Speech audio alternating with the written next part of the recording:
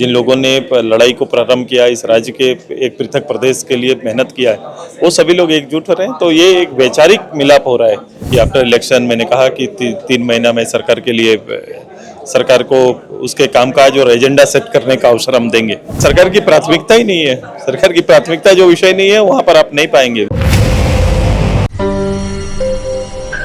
इस वक्त हमारे साथ आजसू पार्टी के केंद्रीय अध्यक्ष सुदेश महतो मौजूद हैं। बातचीत करते हैं उनसे। सर, सबसे पहले तो बहुत बहुत जोहार। जोहार।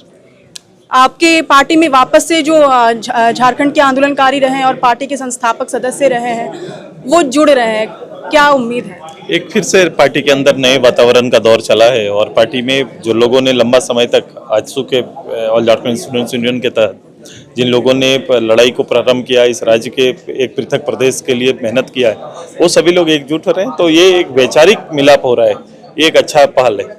सर, आगे आने वाले समय में और कौन कौन से बड़े नेताओं की वापसी होने वाली है? जब कार्यक्रम होंगे तो आपको निश्चित रूप से मिल जाएंगे, लेकिन अब ये सिलसिला आगे बढ़ गया है। तो बिल्कुल सर, अब कौन सी नई रणनीति पर काम होने वाला है, क्या और कौन कौन से मुद्दे होंगे आपके? देखो, 3 महीना मैंने कहा था कि आफ्टर इलेक्शन मैंने कहा कि 3 महीना में सरकार के लिए, सरकार को उसके कामकाज और एजेंडा सेट करने का अवसर हम देंगे।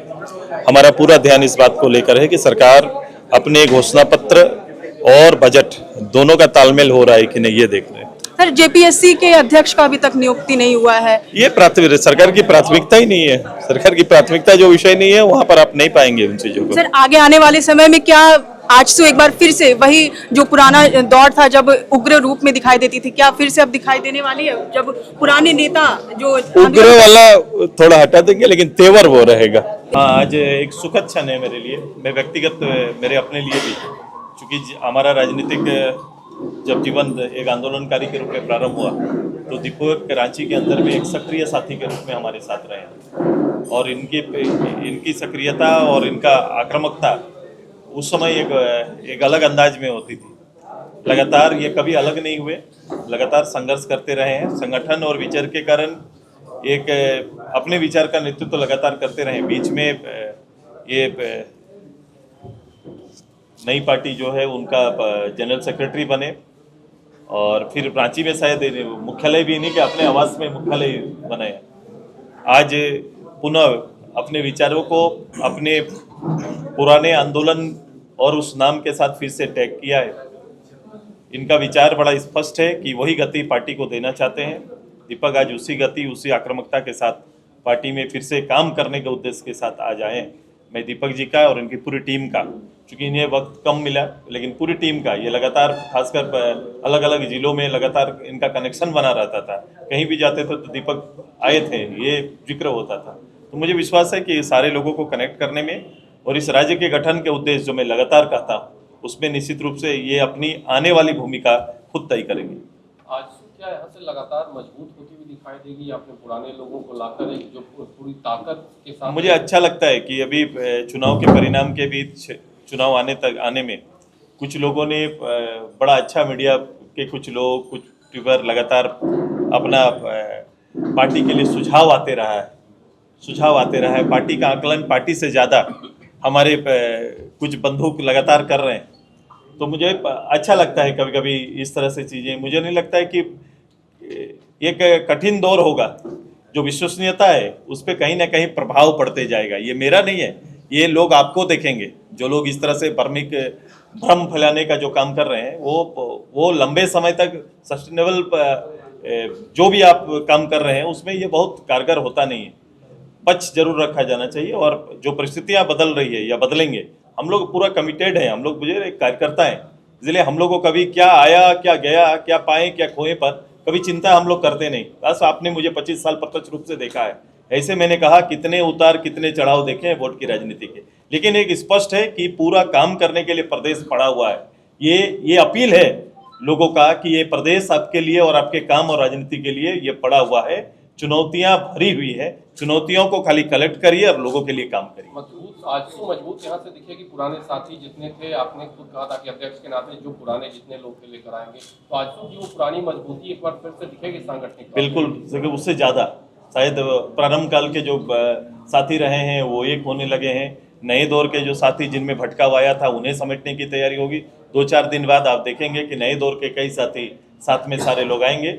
और ओवरऑल देखो, ये राजनीति ड्रामा नहीं है। मैंने एक चीज, कई लोग इसको ड्रामा की तरह लेते हैं, एक आते हैं मंच में एक नया कुछ चीज सजाते हैं, एक ड्रामा के रूप में करके निकल जाते हैं। मैं यही कह रहा हूँ कि इसको एक पर्दे का ये कार्यक्रम नहीं है, ये एक विश्वसनीयता है और लॉन्ग टर्म लोगों को उस विश्वास को वापस करने की एक जिम्मेदारी है।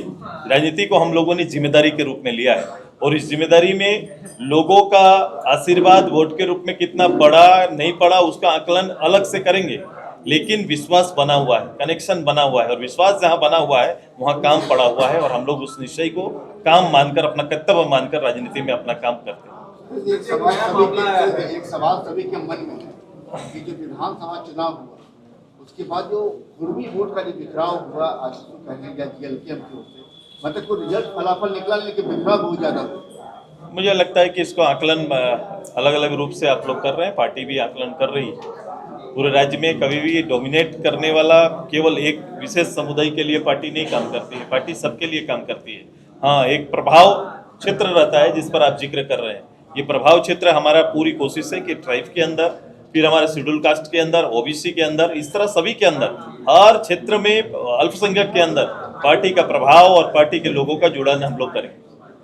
एक नया मामला है, बीजेपी के नेताओं ने उठाया है कि सरकारी पद जो फिक्स वो 4,66,000 के करीब, लेकिन अब सिर्फ कहा जा रहा है कि लगभग 2 लाख, तो एक बड़ा घोटाला का आरोप लगा। क्या इसे देख रहे हैं कि सही में सरकार आखिरी कम कर रही है? मैं हमेशा कोई भी गैर आंकड़ा काम नहीं करता नहीं। मैं राज्य के अंदर, मैंने कहा था कि इस राज्य और वर्तमान सरकार को मैं 2-3 महीना पूरा समय हम देंगे। मैं उसी काल से गुजर रहा हूँ और ये बजट इनकी घोषणाओं को आफ्टर 6 ईयर, मैंने 6ठा वर्ष में प्रवेश कर रहे हैं, 6ठे साल में प्रतिलक्षित कर रहा है कि नहीं, वो दिख रहा है कि नहीं, क्या ये इनका बजट का डिजाइन उसी ओर जा रहा है कि नहीं, इस पर हमारी नज़र पड़ी हुई है।